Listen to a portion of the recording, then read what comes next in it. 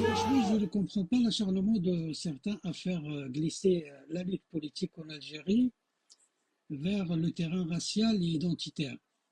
Voilà. Je ne comprends pas ça. Ils ne veulent pas être aussi sages pour comprendre, mais ils veulent absolument diviser encore les Algériens alors qu'ils sont déjà divisés et éprouvés par pratiquement 10 années de guerre contre le terrorisme où il y a eu des centaines de milliers de gens qui sont morts. Mais bon, ceux-là ne veulent pas comprendre que en essayant de glisser vers le problème racial et identitaire en Algérie, ils risquent de brûler toute l'Algérie, hein, de brûler toute l'Algérie et on va devenir comme ce qui s'est passé au Rwanda entre les différentes tribus qui sont menées la guerre, une guerre contre d'une frange de la population contre une autre et qui a conduit à un génocide. Et on savait déjà que le MAC, depuis des années, il demandait l'indépendance de la Kabylie. Et on a juste, moi sur ma page, personnellement, j'en ai parlé à plusieurs reprises, j'ai expliqué en quoi consistent les demandes du MAC, qui c'est irréalisable. Mais malgré tout, les gens, ils essayent de dire que c'est réalisable. Nous ne sommes pas des Arabes, nous sommes des Kabyles. Voilà. Notre culture n'est pas algérienne, nous ne sommes pas des Algériens, nous sommes kabyles, nous ne sommes pas algériens, nous ne sommes pas arabes, nous ne sommes pas chaouis, nous ne sommes pas tergis, et ainsi de suite. Mais, mais lorsqu'on dénonce les incohérences et les doubles discours de ces gens-là, que ce soit du MAC ou à l'intérieur du parti RCD et certains partis, je ne parle pas du RFS ici, mais c'est certains partis, certains mouvements en Algérie, il y a toujours ce double discours. On est là avec le pouvoir, on travaille avec le pouvoir d'un côté, et de l'autre côté, on réclame et on demande l'indépendance de la Kabylie. On joue ici et on joue sur tous les terrains. Il faut qu'on soit toujours solidaires entre nous, entre eux, c'est-à-dire pour eux, la race, elle prime. C'est ça. La race, pour eux, elle prime sur toute autre considération. La race et l'identité, elle prime sur l'Algérie. Moi, par exemple, quand je parle, je dis, par exemple, je suis algérien. Tu parles avec un autre type, il va te dire, moi, je suis kabyle. Donc, la Kabylie ou sa race, elle passe avant le concept national. Donc, pour eux, la conception de l'Algérie, pour eux, c'est pas les priorités chez eux ne sont pas les priorités chez la plupart ou la majorité des Algériens ou la plupart ou la majorité du Hirak. Maintenant, tu vas parler avec Farhat Emani. Qu'est-ce qu'il te dit, Farhat Emani? Il te dit, le Hirak, c'est une grosse manipulation. Hachakoum, c'est une grosse merde. C'est une grosse merde qui appartient aux généraux et aux Algériens. Et moi, je ne crois pas à ce Hirak, ni à ce peuple, ni aux revendications du Hirak. Alors, madame et les gens du MAC, qu'est-ce que vous faites à l'intérieur du Hirak? Le Hirak a été un mouvement de très grande ampleur dont seul le DRS avait l'ingénieux. C'est une manipulation à ciel ouvert, de telle sorte à se débarrasser d'un président grabataire et changer de clan au sommet de l'État. Les gens sont descendus dans la rue contre Bouteflika. Par la suite, on leur a fait croire, ou ils ont cru, sincèrement, qu'ils allaient changer le régime avec le sourire et les selfies qu'ils prennent chaque vendredi en descendant dans la rue. Par contre, dès le départ, dès le 27 février, oui, 22 février, mais 3 jours plus tard, j'avais fait une contribution, ou un mois plus tard, j'ai fait une contribution disant que ce mouvement ne mènera nulle part. Et que les Kabyles, auxquels on demandait de taire leur kabyléité pour faire partie du mouvement du Hirak, et beaucoup d'entre eux sont tombés dans le panneau et surtout manipulés par des services. En fin de compte, c'était quoi? C'était une manière d'isoler le MAC. Que les Kabyles ne marchent pas avec le MAC, ils ne marchent avec une Algérie une et indivisible. Nous savons où c'est que ça mène. C'est S'il y a des condamnations à mort aujourd'hui, c'est parce que le Hirak est passé par là. Ces condamnations sont le résultat du Hirak. Ben, on réclame, qu'est-ce que vous réclamez? Vous voulez prendre votre indépendance, que tous les Algériens marchent avec vous pour diviser l'Algérie en morceaux. C'est ce qu'ils cherchent, en fait. Alors, leur démarche, elle est illogique. C'est ma bête donc, on n'est pas, on marche avec, on ne croit pas à ce Irak, mais on marche avec eux. Pourquoi? Pour réclamer notre indépendance. Voilà, c'est ce que j'ai compris. D'une manière générale, عندهم toujours ce double discours. Ils ont toujours un double discours chez les gens du MAC. Tu parles avec eux, même dans le discours des démocrates algériens et des éradicateurs, ils ont toujours ce double discours. Par exemple, tu prends par exemple le Muqranat al-Arabi ou Arskait al-Arabi ou la Saïd Saadi, ils ont toujours ce double langage, ce double discours, ils ont toujours une couverture. Il dit oui, c'est quand ça les arrange. Quand ils s'arrangent, ils sont algériens. Quand ça les arrange pas, ils sont kabyles. Et c'est ça le problème de ces gens-là. C'est-à-dire que la race et l'identité, elles passent avant l'Algérie. Allez-y, on vous entend. Vous m'entendez bien? Oui. D'abord, je vous salue d'ici d'Israël. Nous aussi, on a lutté beaucoup pour recevoir notre pays et j'espère très bien que l'État, le gouvernement kabylien sera une vérité sur terre.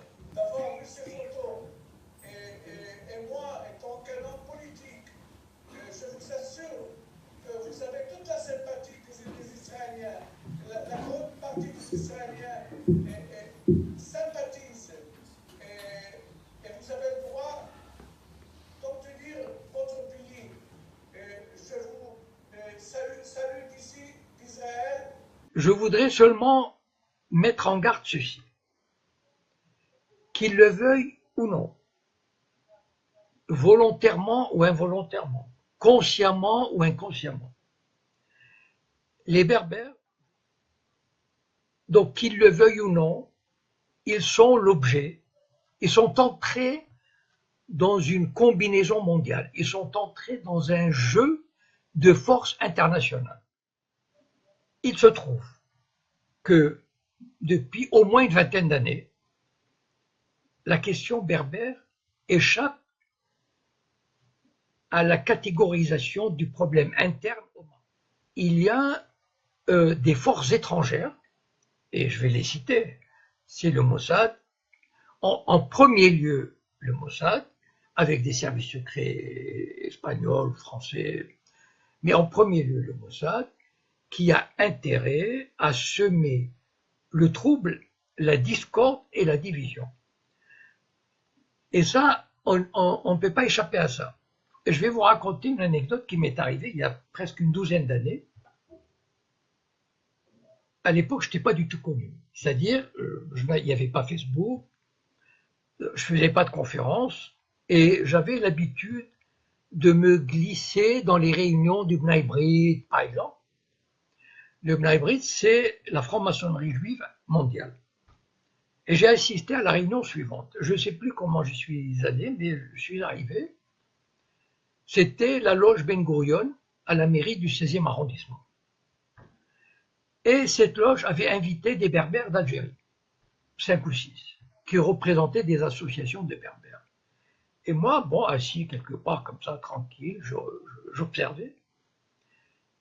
Et il y avait presque une centaine de personnes. Enfin, c'est une loge très importante. Ce sont tous des juifs sionistes.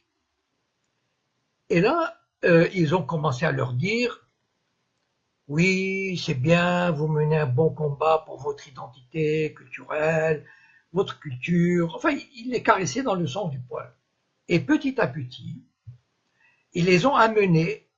Et moi, j'admirais leur savoir-faire, parce que franchement, au bout d'une heure, ils les ont amenés, ils leur ont fait croire que leur combat identitaire, leur combat culturel était le même que celui des Juifs qui se battaient et des Israéliens qui se battaient, qui sont battus pour sauvegarder leur identité et qu'ils allaient leur apporter leur aide, etc.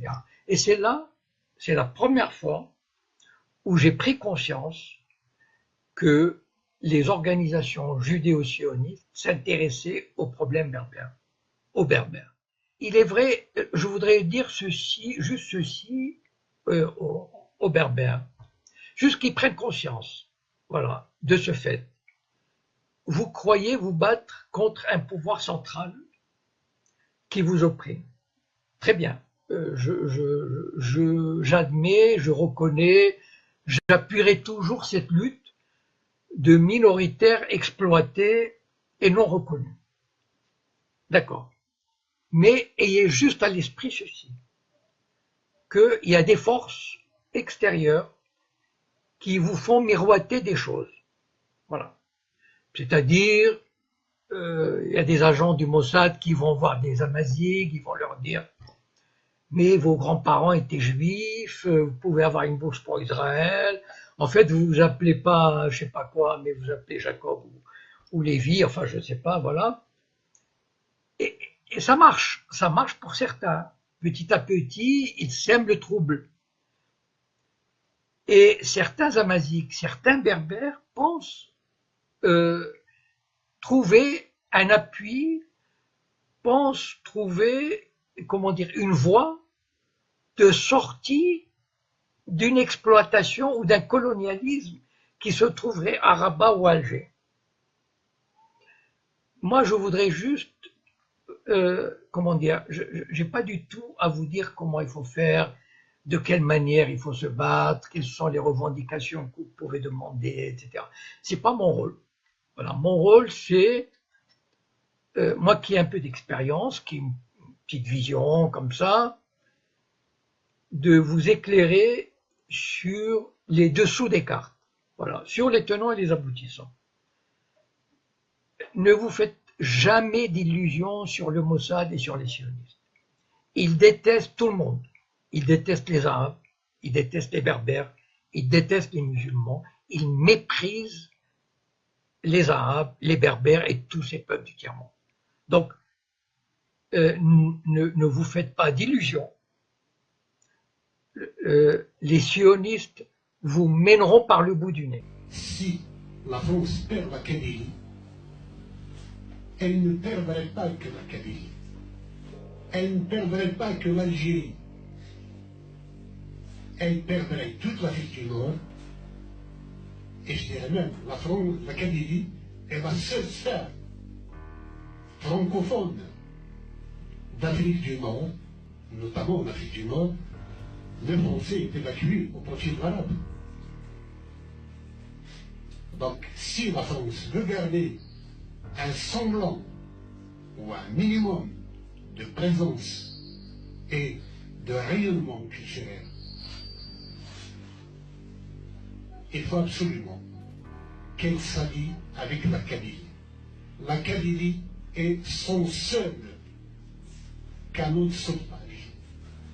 Où il monte dedans, où il va sombrer.